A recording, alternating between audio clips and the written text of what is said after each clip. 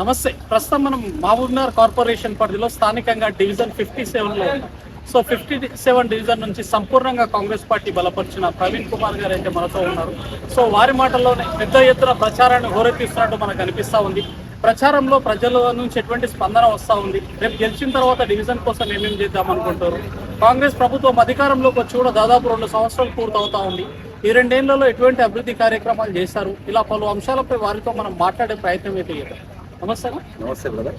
So ఎట్లా ఉన్నారు? ప్రచారం పెద్ద ఎత్తున చేస్తున్నట్టున్నారు. ప్రజల నుంచి ఎటువంటి స్పందన వస్తూ ఉంది? డివిజన్ 57 మహబూబ్నగర్ కార్పొరేషన్ ఏర్పడ్డ తర్వాత తెలంగాణ చౌరస్తా, సుభాష్ నగర్, పాల్సాబూట, గిరిదారి పాలకేంద్రం మరియు station area, Rajendra Nagar part ఇవన్నీ కలిపి డివిజన్ 57గా నూతన డివిజన్ ఏర్పాటు చేయడం జరిగింది. ఈ డివిజన్ నందు గత 30 సంవత్సరాలుగా బీఆర్ఎస్ పాలకులు ప్రతి ఇంట్లో ఉన్న ఒక చిన్న సమస్యల్ని, కళలు కానీ, ఇంట్లో చిన్న ఎంక్రోచ్మెంట్స్ కానీ, చిన్న సమస్యలు వాళ్ళ గుప్పిట్లో పెట్టుకొని వాళ్ళని భయభ్రాంతులకు గురి చేస్తూ, నేను కాకుండా ఎవరు వచ్చినా మీ సమస్యలన్నీ, మీకు సంబంధించిన ఈ ప్రాబ్లమ్స్ అన్ని ముందర పెట్టి ఇబ్బందులకు గురి చేసే విధంగా ఒక భయభ్రాంతులకు గురి చేసి వాళ్ళ కబంధ హస్తాల్లో మొత్తం ఇక్కడ ప్రజానికాన్ని అంతా బంధించడం జరిగింది. ఇక్కడున్న మహిళా సంఘాలు కూడా మేము మాట్లాడుకోవాలి, ఒక మీటింగ్ చేసుకోవాలంటే కూడా ఆయన ఇంట్లోకి పోయే మీటింగ్ చేసుకోవాల్సిన దుస్థితి ఈ ప్రాంతంలో నెలకొన్నది. ఎవరైనా ప్రశ్నిస్తే మీకు ఈ చిన్న లోపం ఉంది, బయట చిన్న కారణాలను కూడా పెట్టుకొని బ్లాక్మెయిల్ చేయడం, వాళ్ళని ఒక నిర్బంధంలో ఉంచడం జరిగింది. నేటి వరకు ఈ నిర్బంధాన్ని బద్దలు కొట్టాలనే లక్ష్యంతో గతంలో ఎవరు నిలబడ్డా కూడా బయట నుంచి రావాలి, ఇక్కడ కనీసం నిలబడ్డానికి కూడా ఎవరు సాహసం చేయలేని చరిత్ర మనం చూస్తూ ఉన్నాం. ఎవరు నిలబడ్డా కూడా వాళ్ళని మేనేజ్ చేయడం, భయభ్రాంతులకు గురి చేయడం, వాళ్ళ వెంట ఎవరు తిరిగినా కూడా వాళ్ళకి సంబంధించిన వాళ్ళకి ఫోన్ చేసి ఈ సమస్య ఉంది, నువ్వు ఇంకోసారి అక్కడ కనబడ్డావు అంటే నేను ఇది బయట పెడతా, ఇది చేస్తా, అది చేస్తా అని చెప్పి ఒక బ్లాక్మెయిల్ రాజకీయముతో ఒక భయభ్రాంతుల్లో ఈ ప్రాంతాన్ని అంతా నెట్టివేసిన చరిత్ర మనం చూసాం. ఖచ్చితంగా ఈ డివిజన్ ప్రజలకు అందరికీ తెలియజేస్తున్నా, రాష్ట్రంలో కాంగ్రెస్ ప్రభుత్వం ఉంది. రేవంత్ రెడ్డి గారి సీఎం గారు మనకు అండగా ఉన్నారు. స్థానిక ఎమ్మెల్యే గారు ఎన్ఎం శ్రీనివాసరెడ్డి గారు గత బీఆర్ఎస్ పాలనను బద్దలు కొట్టి ఒక మహబూబ్నగర్ మొత్తాన్ని స్వేచ్ఛ తీసుకొచ్చారు, ఒక స్వతంత్రం తీసుకొచ్చారు.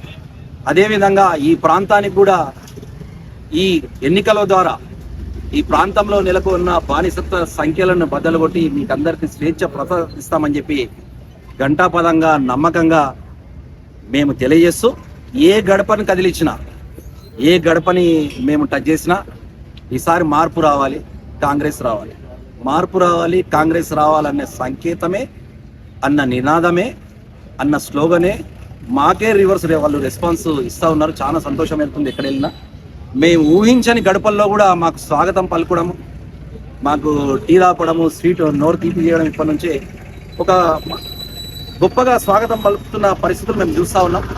మాకు నమ్మకం ఉంది, ఈ ప్రాంత ప్రజలు ఇప్పుడు రెస్పాండ్ అవుతూ ఉన్నారు.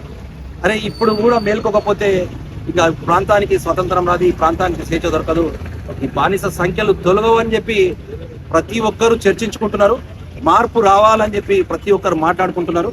మార్పు వస్తేనే ఇది డెవలప్మెంట్ అవుతుంది, మార్పు వస్తేనే ఇంకేదైనా చేయగలుగుతామని చెప్పి ఈ ప్రాంత ప్రజలు నమ్ముకొని కొన్ని మాకు డిమాండ్లు పెట్టడం జరుగుతూ ఉంది. మొట్టమొదటిసారిగా మేము గెలుపొందిన తర్వాత మొట్టమొదటిసారిగా ఈ ప్రాంత ప్రజలకు ఒక కమ్యూనిటీ, మహిళా సంఘాలకు ఒక కమ్యూనిటీ భవన్ రిక్వైర్మెంట్ ఉంది.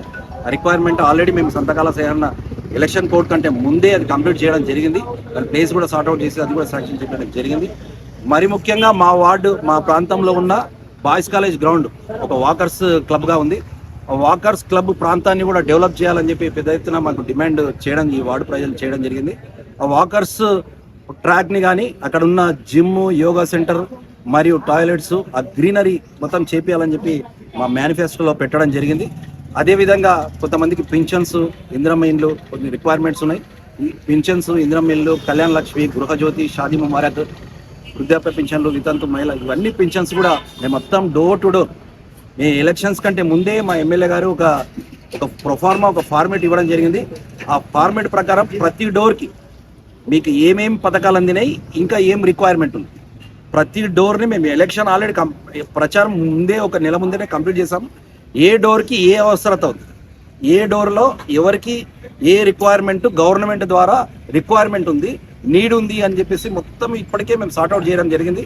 అవన్నీ ఖచ్చితంగా మా మేనిఫెస్టోలో పొందుపరచడం జరిగింది. మా మేనిఫెస్టోలో మా హామీల్లో ఇవన్నీ పొందుపరిచి ఇవన్నీ ఖచ్చితంగా అమలు చేస్తాం.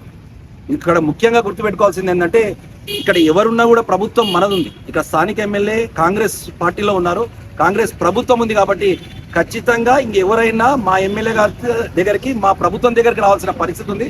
అది ప్రతి ఒక్కరు మీరు గుర్తుపెట్టుకోండి. ధైర్యంగా ఓటేయండి, ఎవరికి భయపడాల్సిన పరిస్థితి లేదు. నేను ముఖ్యంగా చెప్తున్నా, నేను నాయకుడుగా కాదు సేవకుడుగా మీ ముందరకు వస్తున్నా. నా ఇంటి గడప కాడికి ఎవరు రావాల్సిన అవసరం లేదు.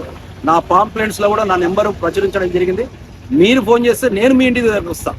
ఇక్కడ నాయకుడు కాదు సేవకుడిగా వస్తున్నా అని చెప్పి ఒక్క అవకాశం ఏమని చెప్పి ప్రతి ఒక్క గడపకు ప్రతి ఒక్క ఓటర్కు నేను రిక్వెస్ట్ చేసి చెప్తున్నా. ఇక్కడ నా గడప దగ్గరకు వచ్చి ఎవరు నిలవాల్సిన పరిస్థితి లేదు. నేనే మీ గడప దగ్గరకు వచ్చి మీకు సర్వీస్ ఇస్తా అని చెప్పి గంటాపదంగా నమ్మకంగా ఒక హామీ ఇస్తూ, మీరు ఏవైతే నాకు రిక్వైర్మెంట్ డిమాండ్స్ పెట్టారో అవన్నీ మేనిఫెస్టోలో పొందుపరచడం జరిగింది. హామీలు ఖచ్చితంగా అమలు చేస్తాము. కాంగ్రెస్ ప్రభుత్వం ఉంది. కొన్ని వేల కోట్ల రూపాయలు ఇప్పటికే ఎన్ఎం శ్రీనివాసరెడ్డి గారు మన ప్రాంతానికి తీసుకురావడం జరిగింది. ఖచ్చితంగా ఈ డిమాండ్స్ని మనం నెరవేర్చగలుగుతాము. పూర్తి స్థాయిలో బడ్జెట్ ఉంది. మీ రిక్విజేషన్ అంతా కూడా ఖచ్చితంగా కంప్లీట్ చేస్తామని గంటాపదంగా మన ఓటర్లకు తెలియజేస్తూ, ఒక స్వేచ్ఛ ప్రపంచం, స్వేచ్ఛ వాతావరణం ఈ డివిజన్ 57కి ఇక ఈ 11, 12, 13 తారీఖు ఒక విడుదలని మేము అనుగ్రహిస్తామని చెప్పి గంటాపదంగా ఒక నమ్మకంగా తెలియజేస్తూ, ప్రజలందరికీ ఖచ్చితంగా సీరియల్ నెంబర్ 3 కాంగ్రెస్ గుర్తుపై ఓటు వేసి అత్యధిక మెజారిటీతో గెలిపించాలని విజ్ఞప్తి చేస్తూ ముగిస్తా ఉన్నాం.